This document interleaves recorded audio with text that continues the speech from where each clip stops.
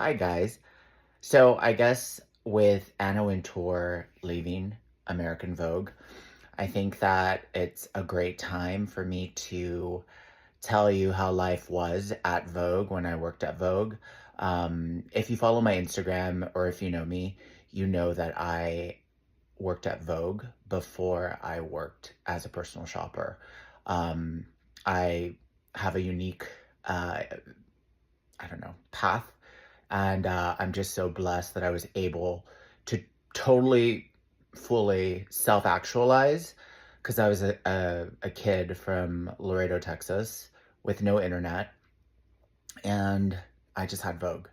And like many of us that lived practically at Vogue, working there is to live there. It's like working in finance in New York. I fully self actualized because I was that kid that, thank God, my parents let me go to the mall once a month to go to the bookstore and buy that beacon of light, right? It was like my portable vacation. It was an instant pluck out of my reality and into fantasy. And I, from a very young age, knew that in some realm what I wanted to do. If not have that lifestyle, I wanted to work there. And I ended up having both. And so, yeah, follow along to listen to my journey. But fast forward, fully actualized. I'm working at Vogue. I'll tell you how I got in and everything later. But to keep it quick and simple, I worked for International Vogue. I wasn't, if you're familiar, International Vogue at that point was not in the same building as American Vogue. So we were both in separate buildings. So International Vogue was like Vogue, Paris Vogue, Italia, Russian Vogue, um, Vogue Spain, like every single Vogue Japan. Like these were like the super avant garde, totally fashion forward, fucking awesome magazine shoots that you wanted to be a part of. At least me. I did not want to be a part of American Vogue photo shoots just because they were just so basic and boring and so granola crunch. Like, to be honest, I mean, let's get real. So I was beyond lucky. So I never got to work with Anna like one to one, but I never did want to, anyways. I always admired her and I love her, and she is the high priestess. She always will be.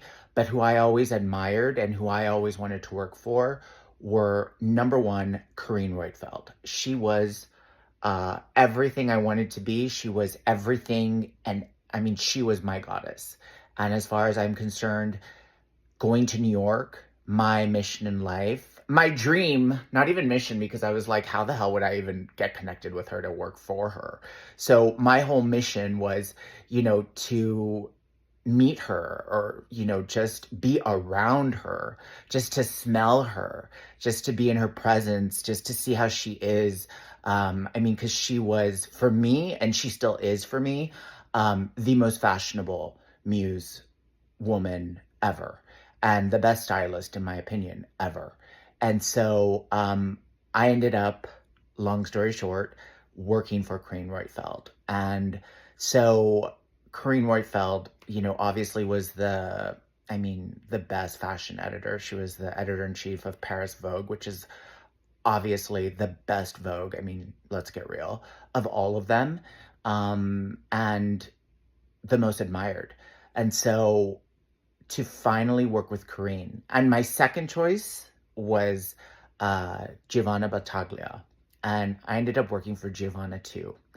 And so I'm going to tell you guys how they were, how it was to work around these ultra powerful, ultra talented, just, I don't know what to say. It's like unicorns. You're like working with unicorns. Like to be with Karine, to be with Giovanna, to just be around them, to listen to how they think, to learn from them.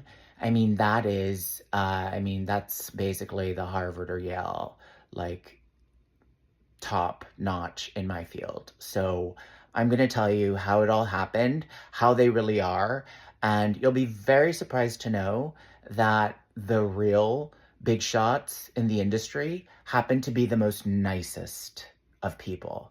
And the ones who are trying to make their name known, those are the bitches. So, with that being said, can't wait to tell you more.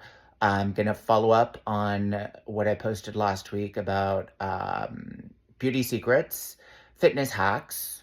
This is the body so far, looking okay. And yeah, thanks for following, guys. Love you.